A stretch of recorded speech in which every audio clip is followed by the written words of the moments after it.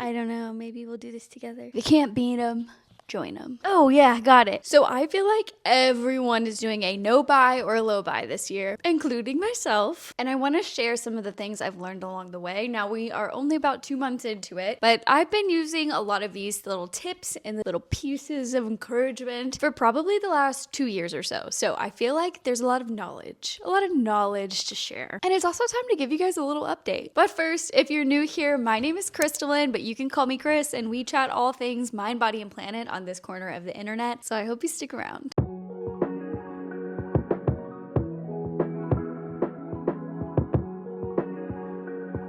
Okay, so what is a no-buy challenge? I have a definition. Let me read it from my notes over here. A no-spin challenge or a no-buy challenge is a money-saving method where you commit to stop spending money on non-essential expenses for a certain amount of time. A no-spend challenge can help you save money, spend more intentionally, avoid impulse buys, and reach your goals faster. So needless to say, if you find yourself spending a lot more money than you want to, or just want to take inventory of the purchases that you find yourself gravitating towards making, then starting a low buy or a no buy challenge could be exactly what you need. For me, I've done low buy challenges in the past where I'm just choosing to be more mindful of what I'm spending on.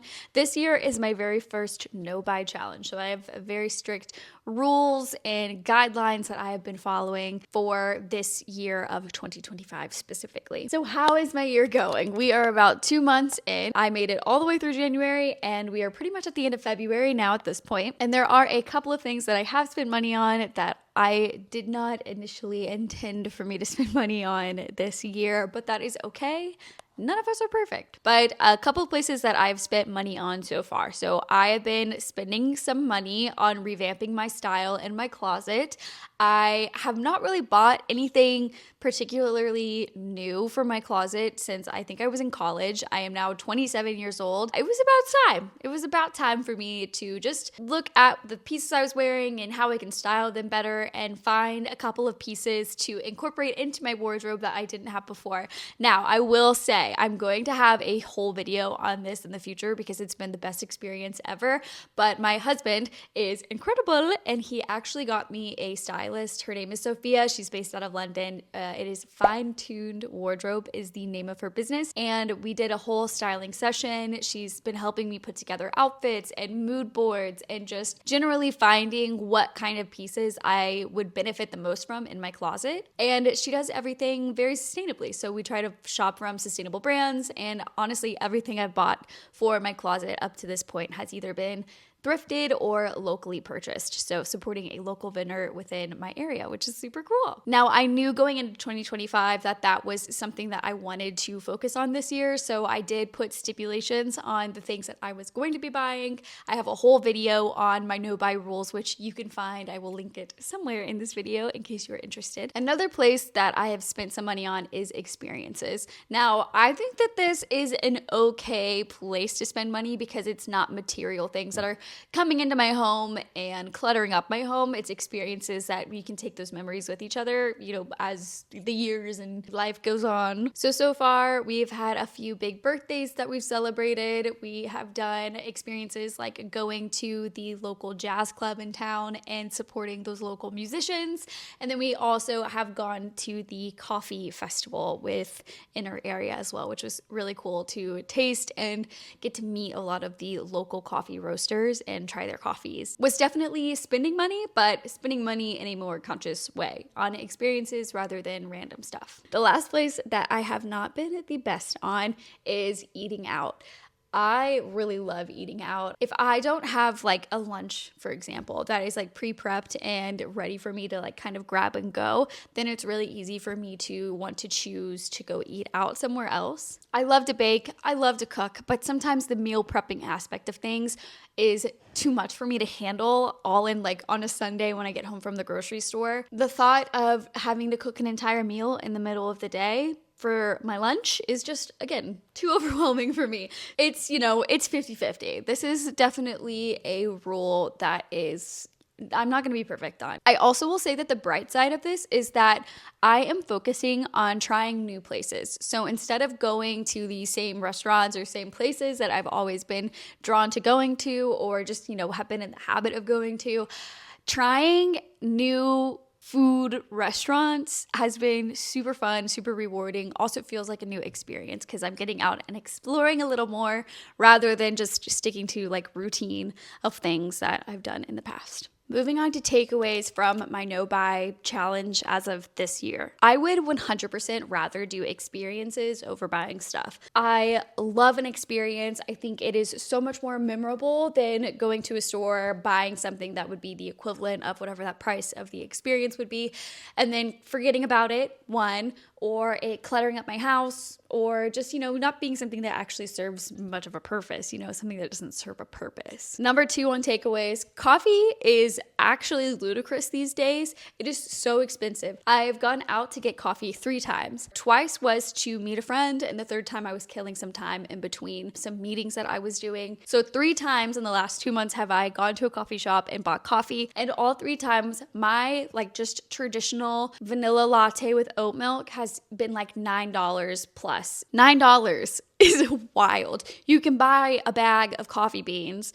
for $20 that have been freshly roasted, and that will last you an entire week. Moving forward, if I am getting coffee out, which is, again, I'm trying not to, but if I find myself in these situations where it does make sense for me to get a coffee while I'm out, I am going to focus on maybe like a drip coffee or something that is not $9. That is insane. Or at least pick a coffee shop that's good. Because one of those places I went to, and it was not my favorite coffee place, and it was still stupid expensive, so here's what it is, I guess. Also, speaking of styling clothing, being intentional with my closet pieces and trying to work and rework the things that I already own, as well as kind of finding those gaps and incorporating those pieces very mindfully into my closet has been so helpful in me feeling confident when I get dressed every morning. I put on this outfit, I don't even know what you call these, little slacks, and then this little sweater. It's been really good for my confidence to actually dress like a normal person. I work from home, so it is very easy to get caught up in just wearing sweatpants every single day. My 4th takeaway from my no buy challenge is that creating a rules list is essential, and also keeping it in a spot that is readily available. I have my rule list on my phone, so anytime I need to go back and have a little refresher on what I want to accomplish from this challenge, I always have that. It's right there. It's ready for me to access, and it is ideal for remembering why I'm doing this and what I'm doing this for. Let's get into the little details here. I broke down my unnecessary non-essential purchases in January as well as February. In January, I spent $17 on coffees, $102 on a couple of new pieces to incorporate into my wardrobe, $30 on the new physical copy of Onyx Storm that came out in January. That leaves the total spend for January to $149 of non-essentials. Not too shabby, okay? Not too shabby. Moving on to February, I spent $9 on coffee. Again, feels illegal, but it is what it is. $94.75 on clothes, and that does not include, I actually did go thrifting over the weekend and spent an additional $300 on clothes. And then I also did print out a couple of physical photocopies from our local CVS or Walgreens, one of those, and put them up around our house from our wedding photos, and that was a $25 purchase. So total spend for February comes out to $380 on non-essential purchases. A little bit more than January, but you know what? Not bad, because all of them were very mindful and intentional purchases. So I think we're doing pretty good on the no buy challenge. Overall vibes, feelings, I would say that I am feeling determined.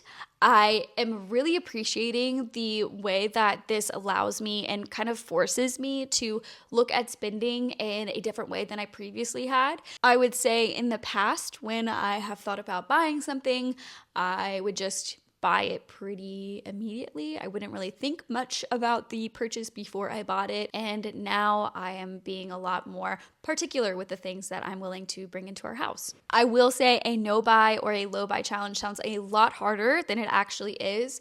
It's really cutting out non-essential purchases like coffee out at coffee shops every week or every day, not buying home decor items that end up, not really being used or sit and collect dust, as well as any new makeup or skincare items. I am waist deep in my project pan, so it's been nice to commit to using up the products that I already have anyways. Of course, there are times that I'm tempted to pick up a new cute candle out or buy the new lip gloss that's trending, but I have been pretty good about sticking strong to just my rules list that we have laid out. I feel really confident that this is good in the long term, and I love that it is really reshaping the way that I consume the world around me and also consider contributing my money. If I'm going to buy something, I want it to be local or at least be useful. Okay, one of the things that has helped me the most with my no buy challenge is actually this template. I have a no buy challenge template that you can also purchase. It is a Notion template. It has seriously helped me so much just in tracking my daily purchases. I have a spot in there where I can list all of my rules and kind of the exceptions to any of the rules if there are any,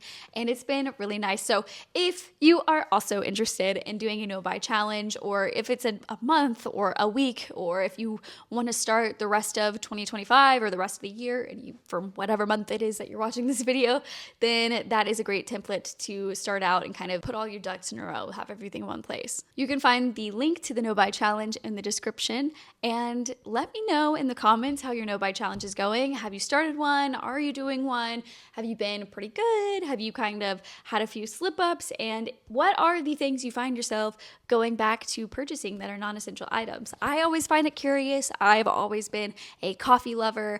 Also, I'm not gonna lie, I've always been a home decor person. There's a Home Goods that is like less than 5 minutes from my house, and I love just like walking around, and of course we'll pick up random things here and there. So it's been hard not to do that.